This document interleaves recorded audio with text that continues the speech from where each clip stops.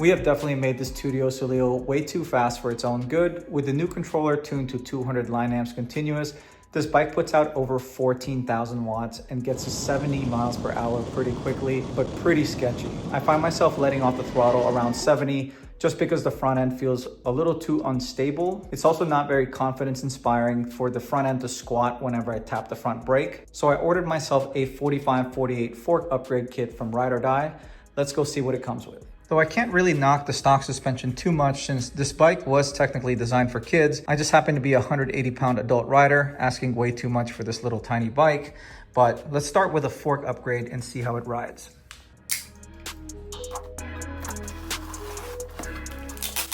I legit thought that that was a snack.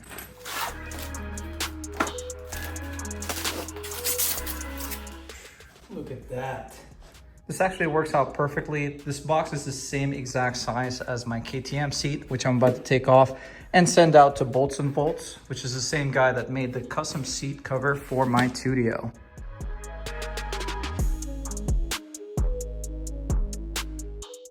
Here's everything that the fork kit comes with. Of course, the 45-48 fork itself with the triple tree clamps and handlebar mounts already mounted.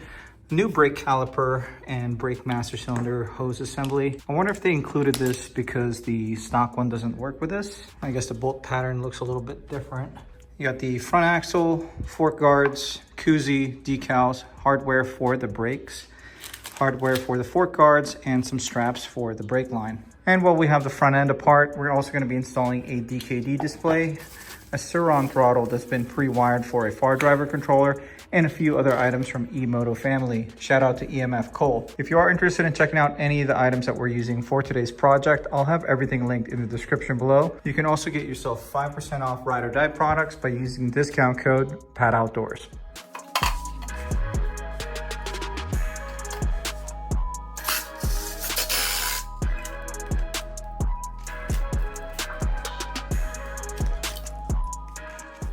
Just need a 14 and a 17 to take the front wheel off. Obviously, I've got a set of Supermoto wheels on, but the process is completely the same if you have the stock dirt wheels and tires on. Keep in mind there are two wheel spacers for the front wheel axle. The larger one goes on the brake caliper side.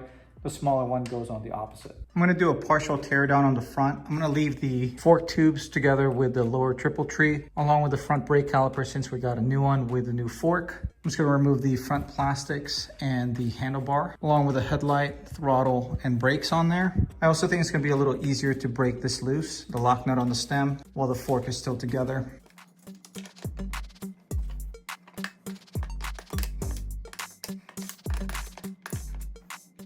Now my Tuttio is heavily modified, so I don't have any of my wires running through the head tube. But if yours is completely stock, you will likely have to unplug the connectors for the throttle and the brake safety switches going to the controller, which you need to fish out through the head tube. But we're not gonna have to do any of that since mine is already routed differently.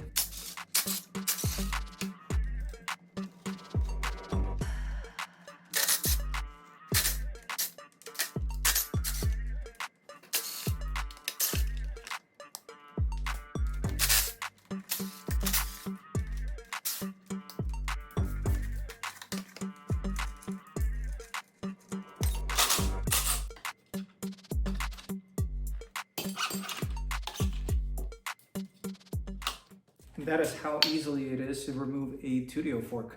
It's nice that Ride or Die sent the fork pretty much pre-assembled, at least so you have an idea where everything goes. I find that the 14mm wrench works well to hold the shaft in place. I'm gonna see if we can throw it on the bike and slide the stem through from the bottom. Definitely gonna have to put the spacers in first though.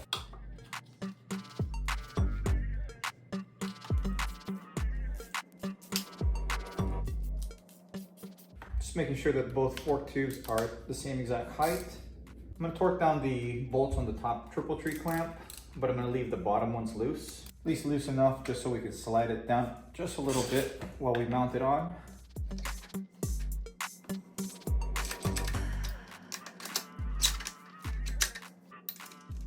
So the shaft that goes through, I'm gonna hold in place with a 14mm. I'm just gonna snug the lock nut on top. You don't have to crank down this lock nut either. I want to make sure that the triple tree clamps are fully seated on the spacers. Then I'm going to torque down the bolts on the bottom triple tree.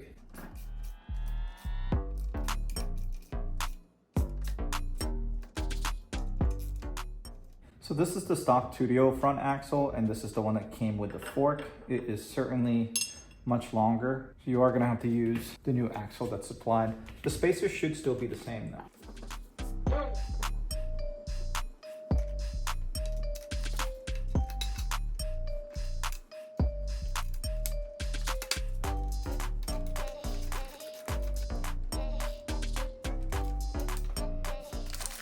These are spacers for the brake caliper bracket, and these smaller black ones are for the fork guards. It's nice that they already have Loctite on them.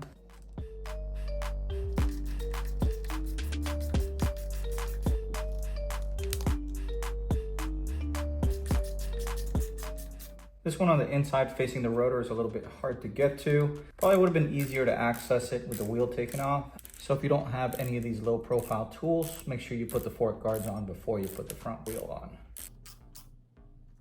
The front brake lever and master cylinder assembly came with a brake safety switch, but I'm going to be taking that off since I don't usually use these in my applications.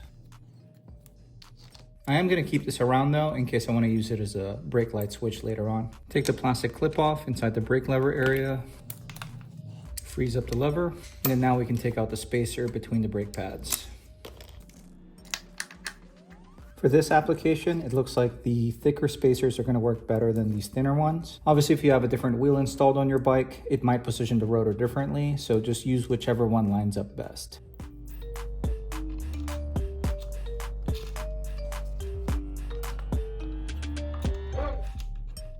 Came with 3 pairs of bolts for the calipers.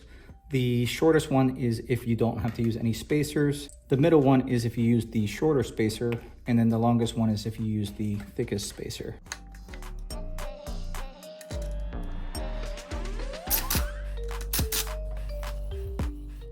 Obviously the pads still have to be bedded in, but just make sure there's no excessive drag on the rotor and that the brake caliper clamps correctly. I really like that this top brace is one piece. Seems like it would really secure the handlebar, and it also has some mounting points on top in case I wanted to use that for my display.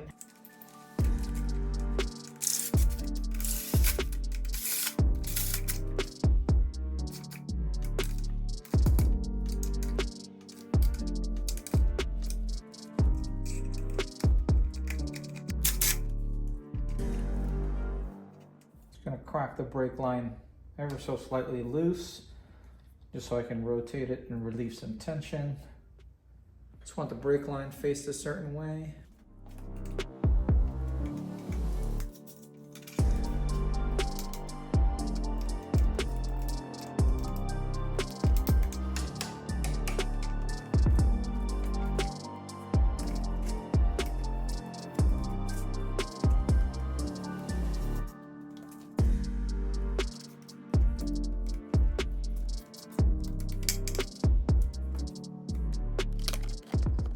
Does look like the hole that's on the fender that I'm using is slightly too small to clear the bottom of the shaft that goes through the stem. So I'm gonna have to hollow this out some so we can install this.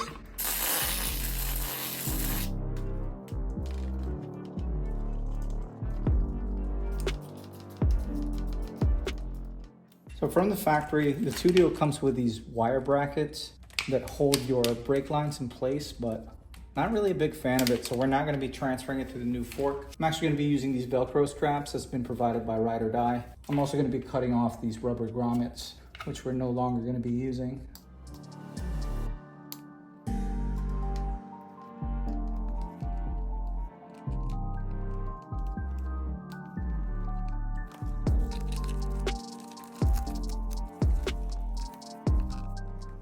And in case you're wondering about height and length, the 45-48 fork is actually exactly the same height as the stock one. It does look like I'm gonna have to modify my front number plate bracket. I just have to drill a hole right here in the center since the new triple tree only has one hole up here. I often get asked what fender and front number plate combo I'm using on this bike, and this is actually from Electro & Co. Came with an ETM V2 fork kit for one of my old razors, though I don't think you can purchase this separately.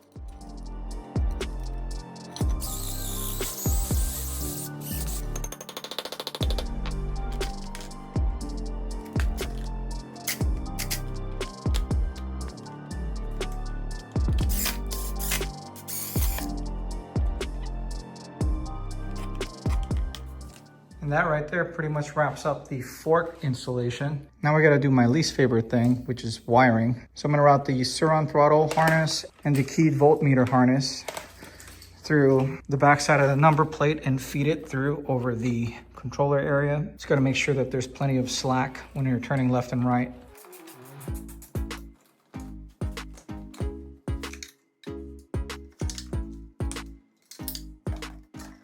I always like to disconnect the battery anytime I'm doing any sort of wiring changes. I also want to key on momentarily just to fully drain out any voltage that's still within the controller.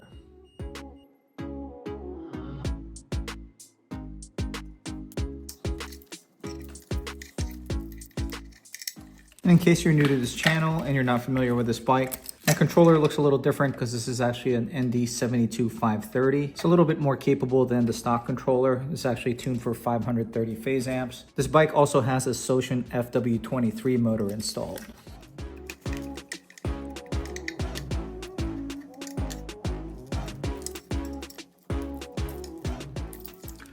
We're no longer going to be using any of these connectors. This is actually going to that universal throttle that I had installed on here. We're pretty much just going to be using the universal Fardriver harness that came with this controller. And as far as the wiring for the keyed voltmeter and the Surron throttle, it's super straightforward. EMF already has the matching connector installed. So you just plug it into the connector on the Fardriver harness with the black, green, and red wires. And then from the keyed voltmeter, I just have the two connectors plugging into this other harness provided by EMF. One is labeled electronic lock / key lock. The other one is indicator light. You just plug it into key and voltmeter. This terminal connector is going to go to the positive post on the controller. It's going to be sharing the same post as the battery.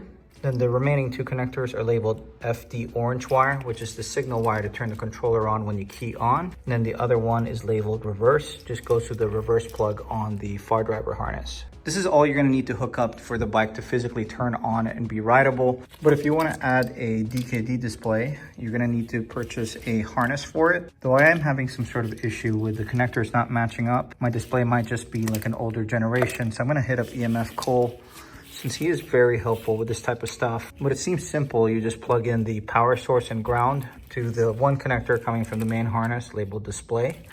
And then the brown wire is going to go to the signal wire on the Fardriver harness. The rest of these connectors we're not going to be using since I don't have a headlight or turn signal indicators on this bike, at least for now. And then this piggyback harness is for an on-off switch if you happen to have lighting.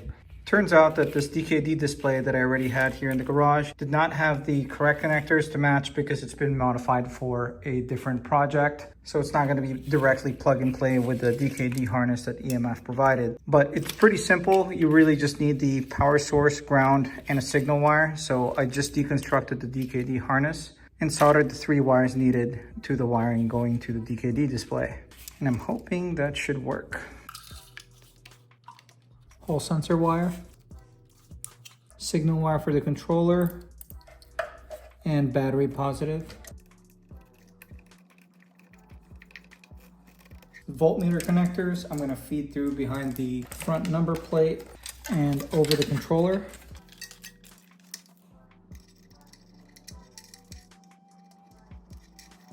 And the same thing with the throttle connector. Before we clean up all this wiring, I'm going to hook up the battery just to make sure that everything is actually functioning. Okay, let's key on.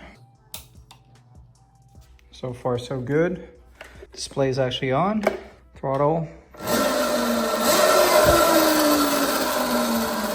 Throttle works, but nothing shows up on the display. So I'm gonna have to look into that more. Okay, so I was doing some experimenting and I hooked up the brown wire coming from the DKD display to the light blue wire on the Fardriver controller instead of the brown signal wire. And I think we're starting to get somewhere.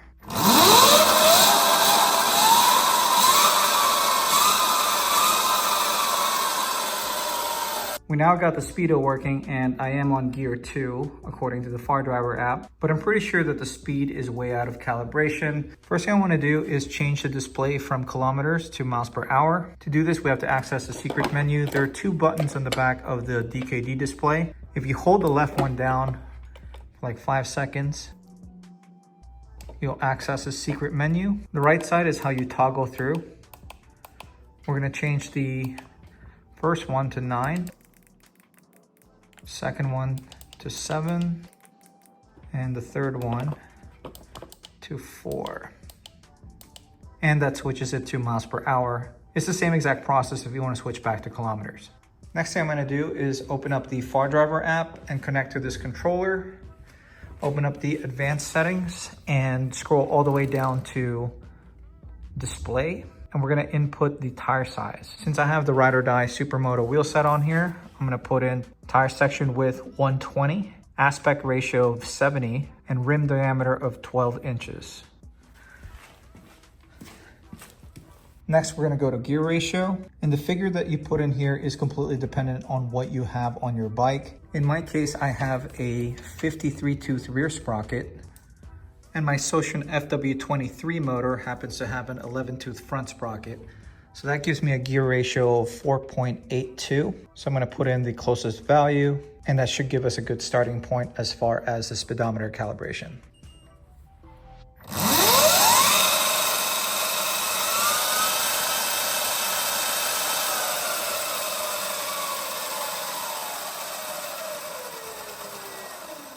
That seems a lot more accurate.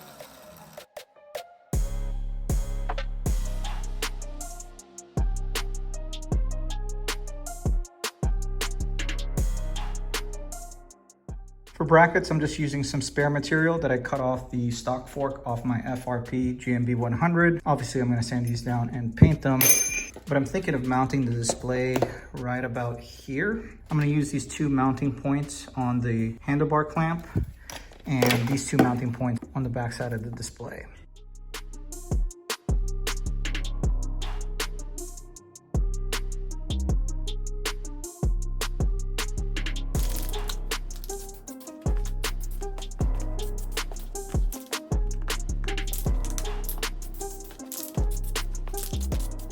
Here's what those DIY brackets ended up looking like. I'm actually gonna run the DKD harness through the stem.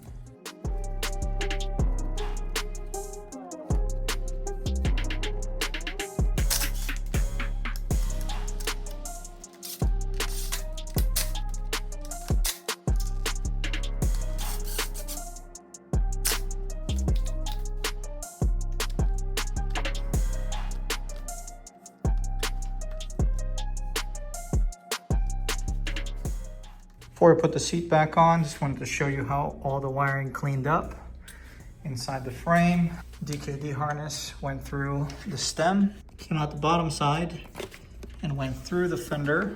And then I ran the throttle and voltmeter wiring through over the controller. And majority of the harness is just tucked up there. I also managed to put the rechargeable headlight back on, so we don't have to do any more wiring for that. Keep things simple. I ended up just throwing the clamps on the outside of the handlebar brackets. It was a tight fit, but we got everything tucked away and got plenty of slack. And the wiring is all done.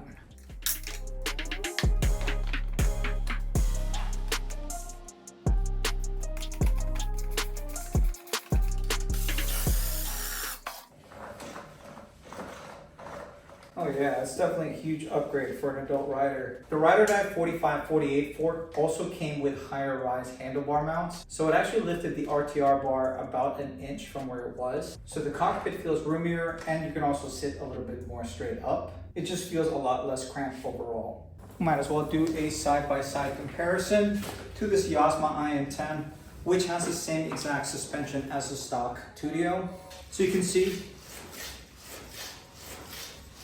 the stock fork definitely has a lot more give than the 4548. These two bikes have the same exact wheels and tires on, and the handlebar height is noticeably higher on the Tuttio. I've still got some further tuning to do with the Fardriver controller before we take this thing back out. I'm trying to make it go as fast as possible, hoping to hit something like 74, 75 miles per hour with the current 72 volt setup. I know there are a few guys out there, I think his name's like High Lucky B or something, with Tuttios that go almost 90 miles per hour which is crazy, but I think he's on a 96 volt setup. And I'm still trying to keep this budget build below $4,000, but it's certainly coming together. Let me know what else you guys would like to see on this studio. If you want to check out any of the parts that we used for this project so far, I'll have the full build list in the description below. You can also get yourself 5% off Ride or Die by using discount code PATOutdoors. If you enjoyed today's video, do me a favor and hit that like button. If you like this kind of content, want to keep up with this studio project or any of my other builds, consider subscribing to this channel. But this is going to be it for today. Thank you for watching.